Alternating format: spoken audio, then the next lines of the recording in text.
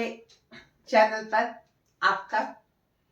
और आज मैं आपके लिए प्राचीन विश्व के इतिहास का एक महत्वपूर्ण अध्याय लेकर हाजिर हूं।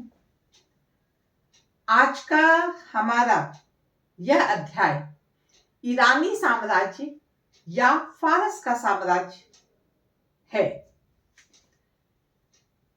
प्राचीन विश्व की सभ्यताओं में या प्राचीन विश्व में जो साम्राज्य स्थापित हुए उसमें ईरानी साम्राज्य का बहुत अधिक महत्व है। ईरानी साम्राज्य को ही हम फारस का साम्राज्य या फारसी साम्राज्य भी कहते हैं।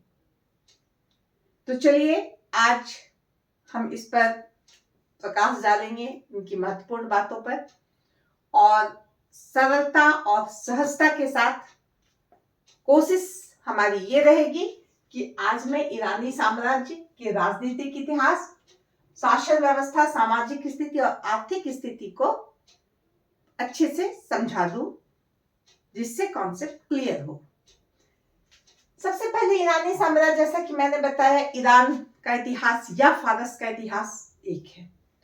और ईरानी साम्राज्य जिस समय भूमध्य सागर के पास रोमन साम्राज्य का वर्चस्व था, उसी तरह कैस्पियन सागर के पास, उसके आसपास ईरानी साम्राज्य का वर्चस्व था। ईरानी साम्राज्य वो फारस के लगभग पूर्व में थी। फारस की खाड़ी जो है, फारस की खाड़ी के पूर्व के जगह को पार्स कहा जाता था, और इसी के नाम पर इस क्षेत्र को पर्शिया भी कहा गया। कहा जाता है कि फारसी सभ्यता यह बहुत अनोखी थी। आज हम ईरान को, हम फारस जगह ईरान का ही प्रयोग करेंगे। ईरान को आज हम क्यों जानते हैं? उसके कुएं के तेलों के लिए। लेकिन इसकी जो पहचान थी प्राचीन काल में, वह क्यों थी?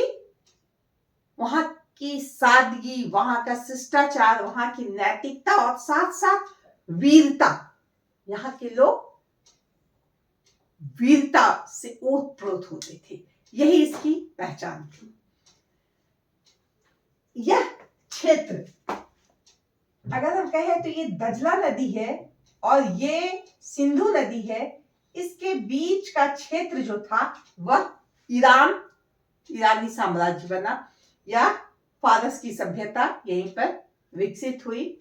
और इस तरफ हम कह सकते हैं इधर रोमन साम्राज्य था। तो मध्य एशिया में ईरानी सभ्यता का उत्थान हुआ, उत्कर्ष हुआ और पतन भी हुआ। 200 सालों तक इस सभ्यता ने अपना पूरा परचम लहरा करके रखा और विश्व के इतिहास को बहुत अधिक प्रभावित किया। ईरानी साम्राज्य के बारे में अगर बात की जाए कि इसकी जानकारी कहां से मिलती है, इसकी जानकारी के स्रोत कहां से हैं, तो सबसे पहले इसकी जानकारी के जो महत्वपूर्ण स्रोत हैं वह पारसियों का जो धर्म ग्रंथ है, जिंद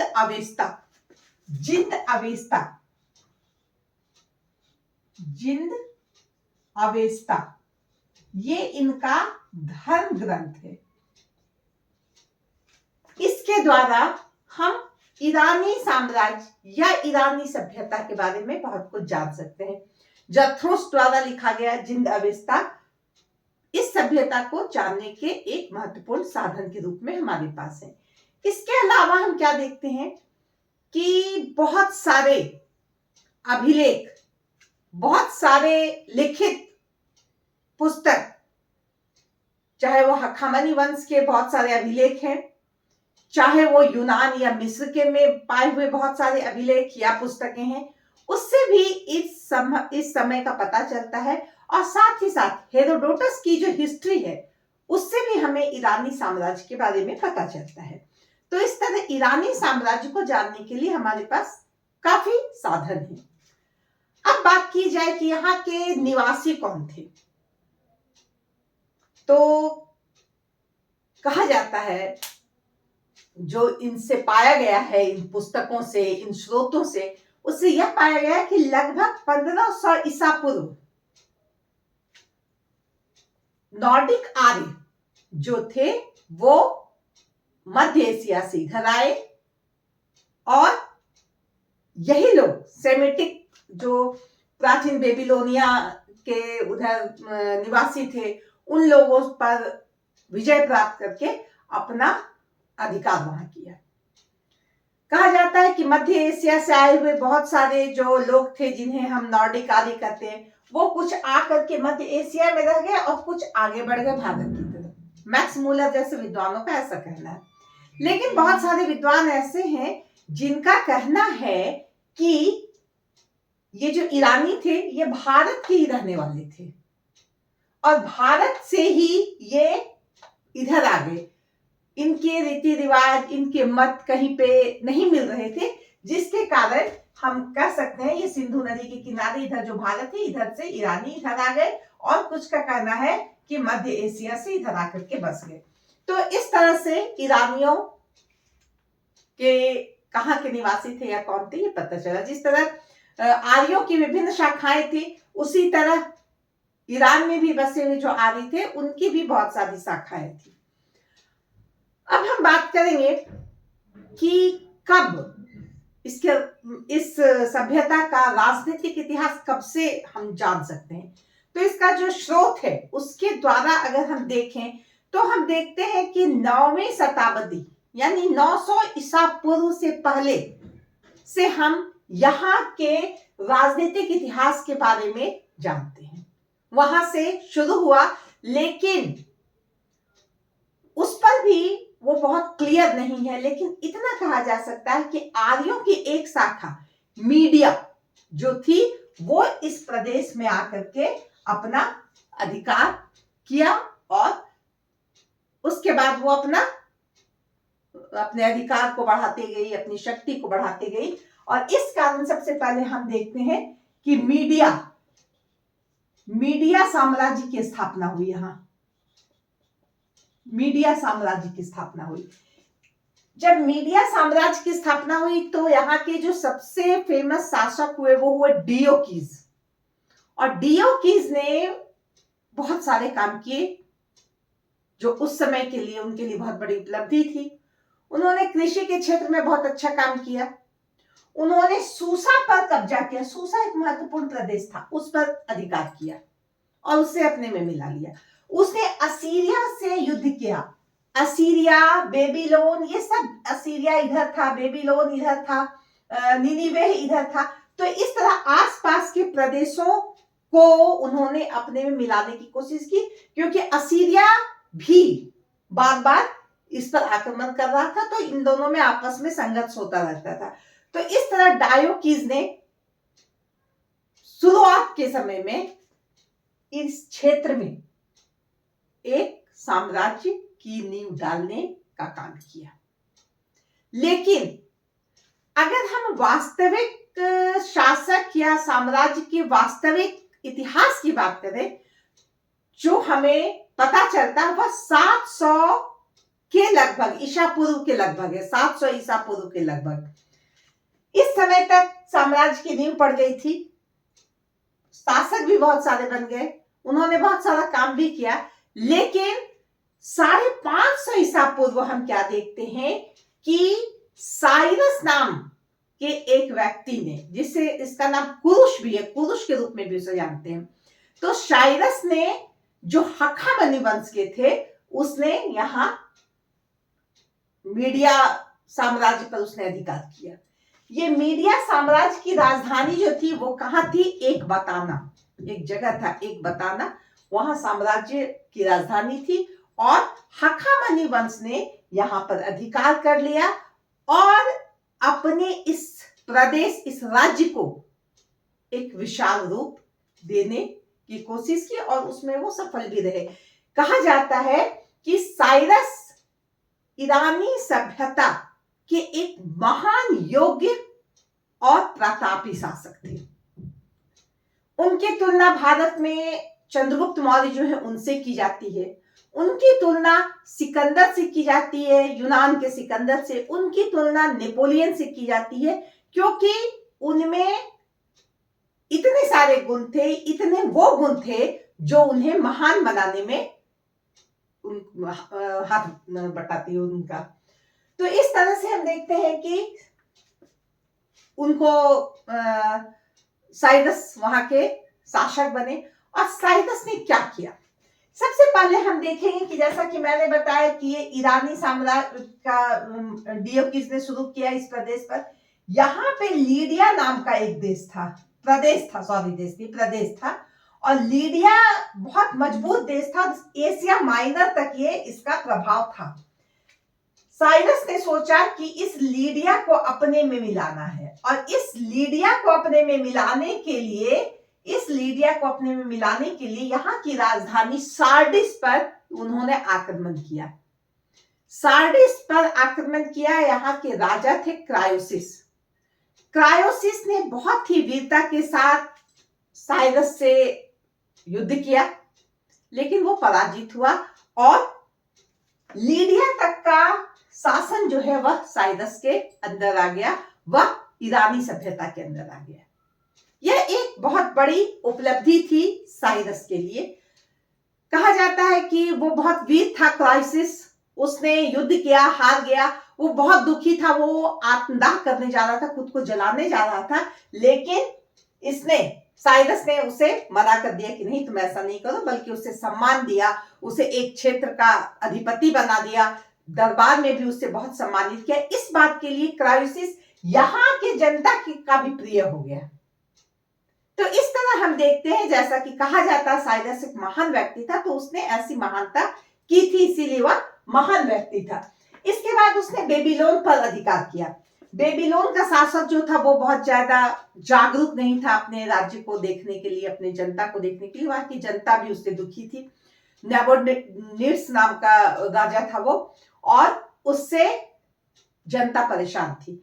ऐसी स्थिति में साइरस ने कूटनीतिज्ञता का परिचय दिया, वहां की जनता को मिला लिया और बेबीलोन पर अधिकार कर लिया।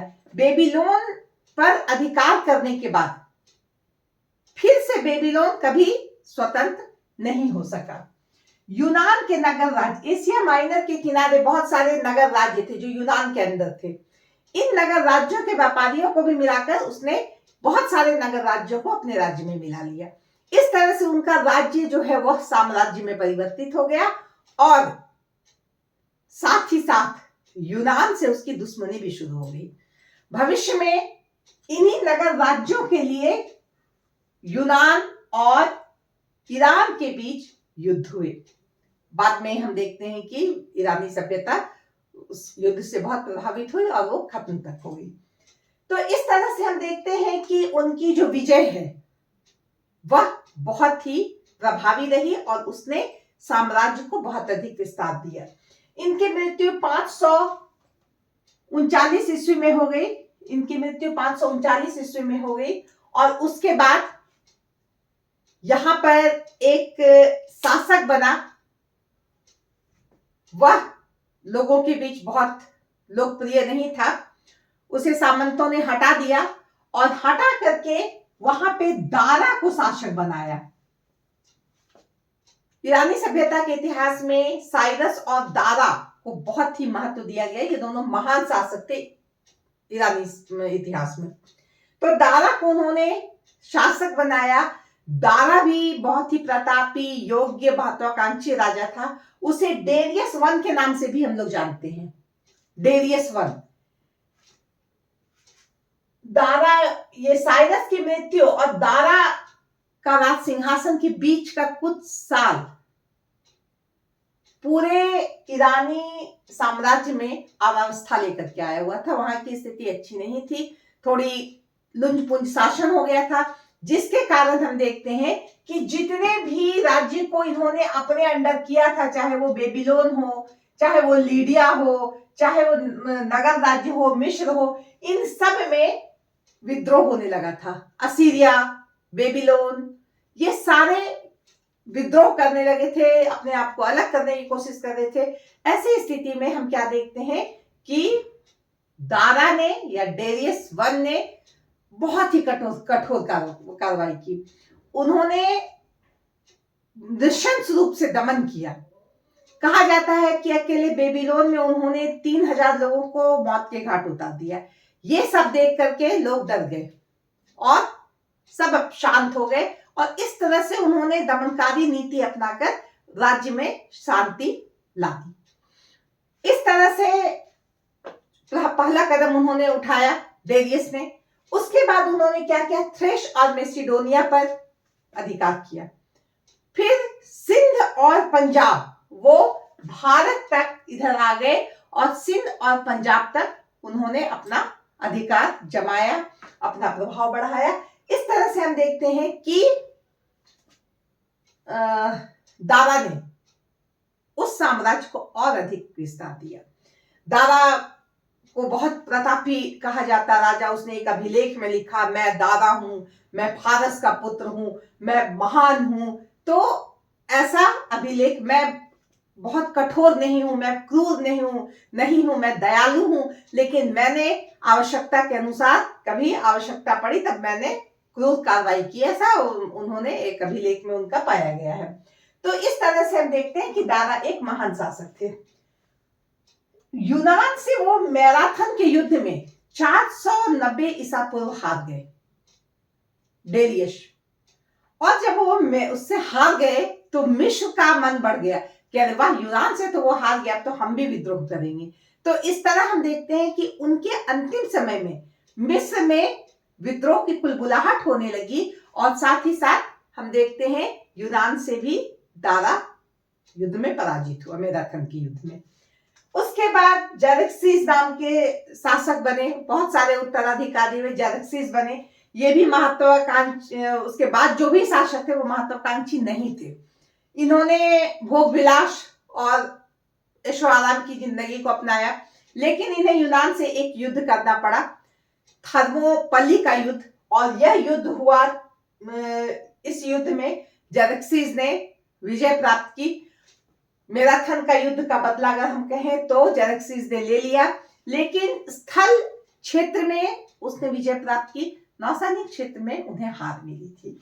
और इस तरह से हम देखते हैं फिर डेरियस 3 शासक बने, और उनके समय में 332 ईसा पूर्व तक में हम देखते हैं कि सिकंदर ने यूनान के सिकंदर ने ईरान पर अपना अधिकार कर लिया, वह उसे जीत लिया। तो इस तरह राजनीतिक इतिहास हम देखें तो बहुत लंबा समय नहीं है, बहुत छोटा समय ही है, लेकिन इन 200 सालों के बीच ईरानी सभ्यता बहुत फली फूली, बहुत बड़ी। एक तरफ रोमन साम्राज्य था, दूसरे तरफ हम देखते हैं इधर ईरानी साम्राज्य था, और दोनों जो है अपने अपने क्षेत्र में ईरानी साम्राज्य में कोशिश कर रही थी कि वह भी अपने आप को बहुत विस्तार दे, लेकिन सिकंदर के उत्थान के बाद ईरानी साम्राज्य का पतन हो गया। तो इस तरह राजनीतिक इतिहास इनका यहाँ ये रहा संक्षेप में। अब हम बात करेंगे शासन व्यवस्था की, क्योंकि हम देखते हैं कि बहुत बड़ा हो गया था इनका साम्राज्य, और इसको सही तरीके से चलाने के लिए एक व्यवस्था होनी चाहिए। तो हम देखते हैं कि शासन प्रबंध में सबसे ऊपर केंद्र में जो है कौन था, सम्राट। सम्राट निरंकुश था, सम्राट के हाथों में सारी शक्तियां थी, सम्राट ईश्वर का प्रतिनिधि हुआ करता था, जैसे हमेशा होता था उस समय। सम्राट ही सेना का प्रधान होता था, न्याय के लिए प्रधान होता था, किसी भी क्षेत्र का प्रधान वो होता था। वो जो बोल देता था उसको मानना है, उसको कोई काट नहीं सकता था। ये अलग बात है कि राजा को सलाह देने के लिए एक परामर्शदात्री समिति थी, लेकिन राजा उसके परामर्श को भी मानने को बाध्य नहीं था। तो इस तरह से हम देखते हैं कि राजा निरंकुश था, बहुत सारी शक्तियां थी उसके हाथ में, लेकिन वह लोक कल्याण की भावना से उत्पन्न था। उसका कार्य जनता की सेवा करना, जनता के लिए काम करना, उसने महत्व दिया था।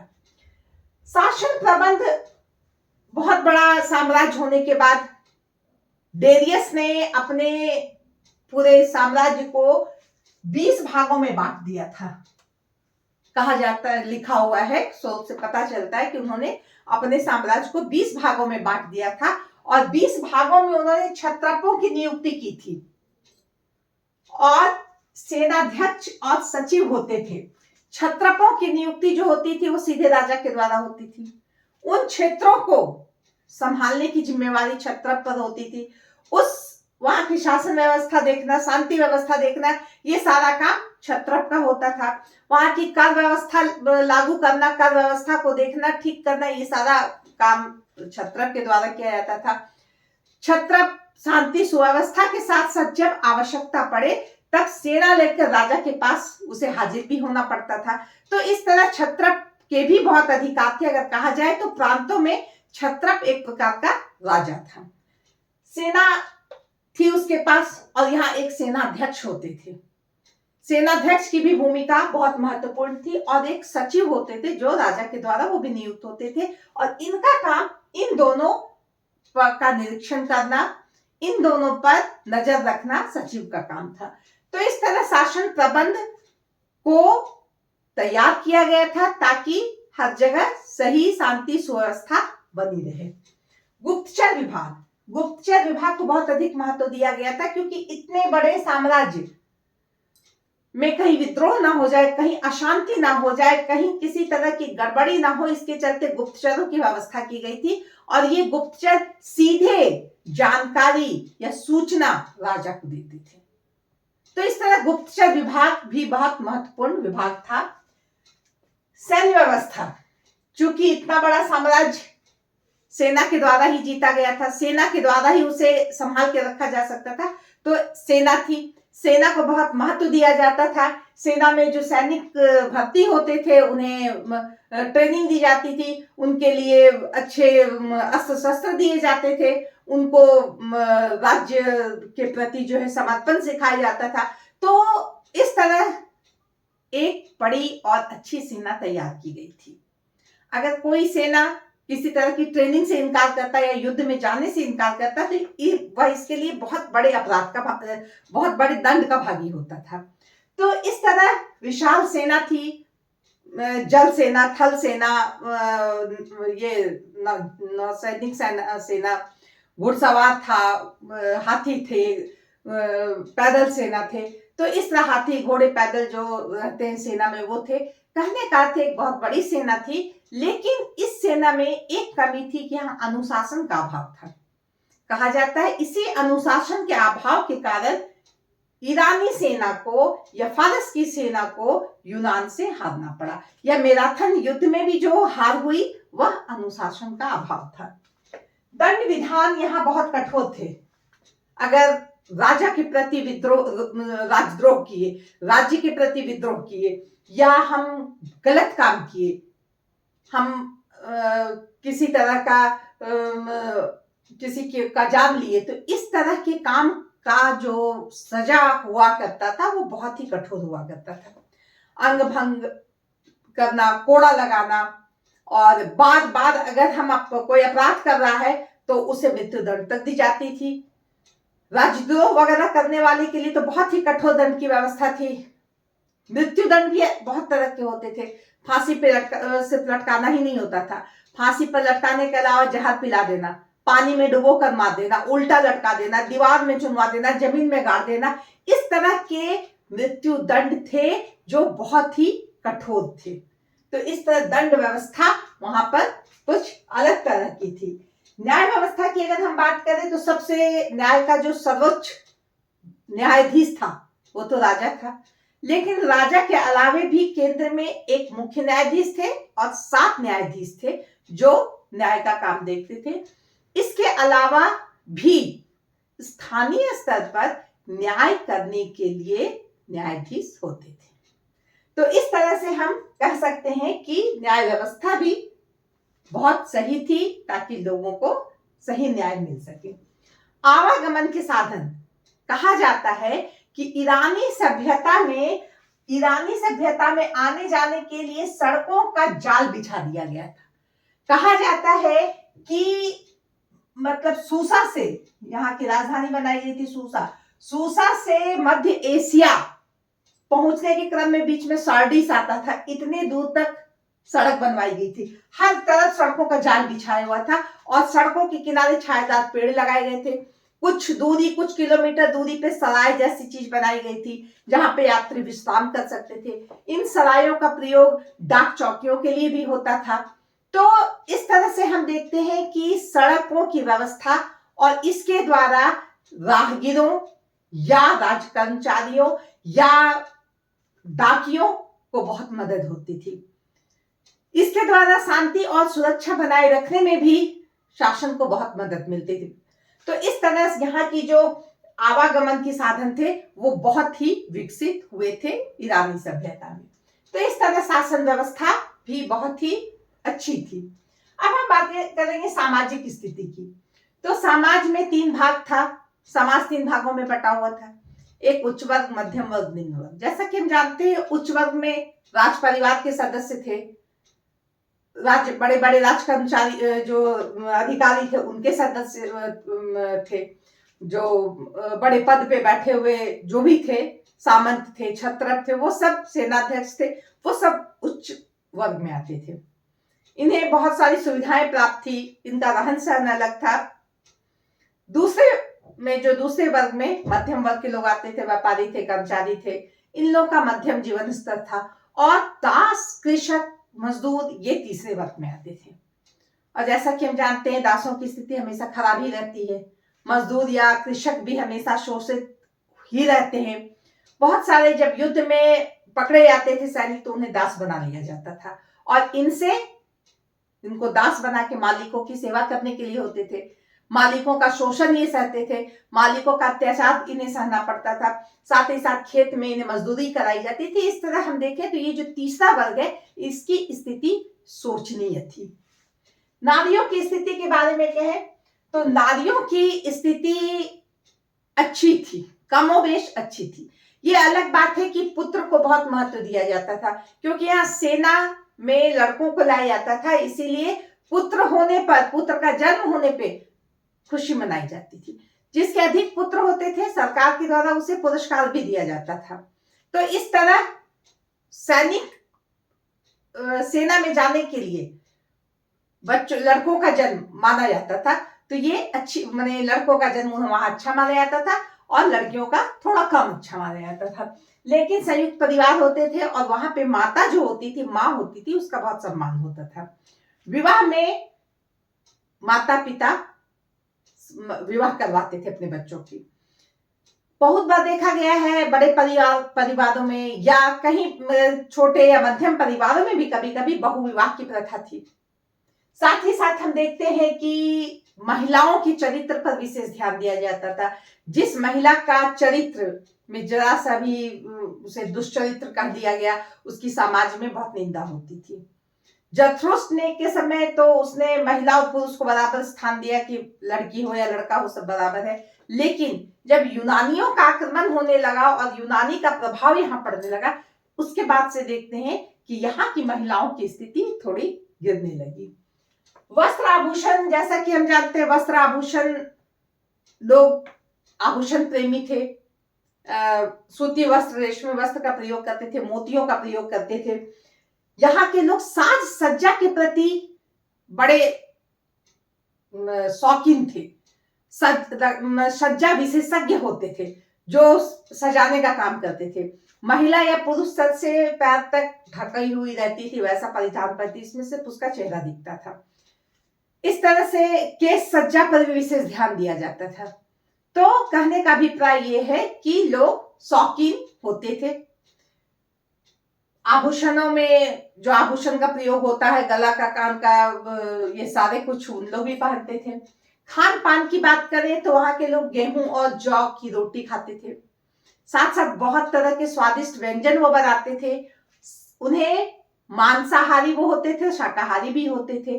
तो इस तरह खाने पीने के भी वो शौकीन होते थे। मनोरंजन के साधन, चूंकि हर तरह समृद्धि थी, कहीं कोई कमी नहीं थी, तो मनोरंजन में भी कोई कमी नहीं थी। घुड़दौड़ हो, रथ दौड़ हो, मल्ल युद्ध हो, शतरंज हो, चौपड़ हो, ऐसे सारे खेल यहाँ के लोग खेलते थे। नाच गाना ये जितना चीजें सब मनोरंजन के लिए यहाँ के लोग करते थे। ये सारी बातें हमें कहानियों में, अभिलेखों में, किस्सों में या जो इनके जो हमारे स्रोत है उनसे हमें पता चलता है। अब हम आर्थिक स्थिति की बात करें कि ईरानी सभ्यता जो थोड़ी बड़ी से होके इतनी बड़ी हो गई, इसका आधार क्या था, इसकी अर्थव्यवस्था का आधार क्या था। ये इतनी बड़ी हो गई, इतनी समृद्ध हो गई, तो इसका आधार था कृषि। जैसा कि मैंने शुरू में भी बताया कि जब डायोकीज मीडिया साम्राज्य वहां पे स्थापित हुआ था, उस समय कृषि का वहां विशेष विकास हुआ था। तो कृषि का विकास वहां भरपूर हुआ था और हम देखते हैं कि गेहूं और जौ वहां की मुख्य फसल थी। इसके अलावा बागवानी भी की जाती थी वहां, और जो ये खेत होते थे, बड़े बड़े भूमिपतियों के खेत होते थे। इन भूमिपतियों के खेतों में दास मजदूर काम करते थे। बहुत बार होता था कि भूमिपति अपनी जमीन को किसी को दे देते थे खेती करने के लिए, और उसके बदले में वो उपज लेते थे, उनका अपना हिसाब होता था। कभी कभी होता था कि वो व्यक्तिगत रूप से खेती करते थे और कभी कभी सामूहिक रूप से भी ये खेती करते थे। तो इस तरह से हम देखते हैं कि आर्थिक आधार कृषि ही था। कृषि के बाद उद्योग धंधे और व्यापार की बात करें तो उद्योग धंधे यहाँ बहुत अधिक नहीं फल फूल पाए, क्योंकि यहाँ पर किसी आवश्यकता की सारी वस्तुएं आसपास से आ जाती थी। जैसा कि मैंने बताया, इधर कैस्पियन सागर है, फारस की खाड़ी है, इधर अरब सागर है। इन क्षेत्रों से बहुत अधिक व्यापार होता था और बहुत सारे सामान जो आवश्यकता के वस्तुएं हैं वह बाहर से आ जाते थे। व्यापार बहुत अच्छा था, उन्नत था व्यापार, इसीलिए यहाँ पे समृद्धि भी बहुत अधिक थी। इन लोग व्यापार को बहुत अच्छा नहीं मानते थे, लेकिन फिर भी चूंकि व्यापार के इतने साधन उपलब्ध थे कि यहाँ पे ऑटोमेटिक धन, सोना, चांदी, समृद्धि ऑटोमेटिक आ गई। तो इस तरह से उद्योग धंधे और व्यापार थे। मुद्रा प्रणाली अगर हम कहें तो यहाँ पे बहुत आगे बढ़ा। इसमें कहा जाए कि दो तरह की यहाँ मुद्रा थी, एक डेरिक और एक टैलेंट। एक टैलेंट हुआ और एक डेरिक हुआ। ये दोनों सोने के सिक्के थे। डेरिक और टैलेंट दोनों सोने के सिक्के थे। एक डेरिक बराबर 25 चांदी के सिक्के। तो इस तरह से हम देखते हैं कि डेरिक और टैलेंट जो है यह सोने के सिक्के थे। ये मुद्रा प्रणाली, ये सोने या सिक्के, जो सोने या चांदी के जो सिक्के बने वो इन्होंने लीडिया से सीखा था। लीडिया से इन्होंने सोने और चांदी के सिक्कों के बारे में सीखा था, और यहीं से कहा जाए तो इस क्षेत्र में इसका और प्रचलन हुआ। कहा जाता है कि यहाँ पे चेक के द्वारा भी आदान माने मुद्राओं धन का आदान प्रदान होता था। तो इस तरह से मुद्रा प्रणाली, यहाँ से जो ये सिक्के थे और ये सोने चांदी के सिक्के थे, इस मध्य एशिया में इसका बहुत इनसे सीखा गया। तो इस तरह हम देखते हैं कि ईरानी साम्राज्य या फारसी साम्राज्य, ईरानी सभ्यता या फारसी सभ्यता, ये सब एक है, या पर्शियन सिविलाइजेशन, ये सारा कुछ एक है। तो यह एक उन्नत सभ्यता थी जो कुछ ही दिन रही, लेकिन इसने विश्व इतिहास में अपना एक जगह बनाया, और इसको हम पढ़े, पूरा समझे। इसके साथ ही यह चैप्टर यहाँ समाप्त करते हैं। धन्यवाद।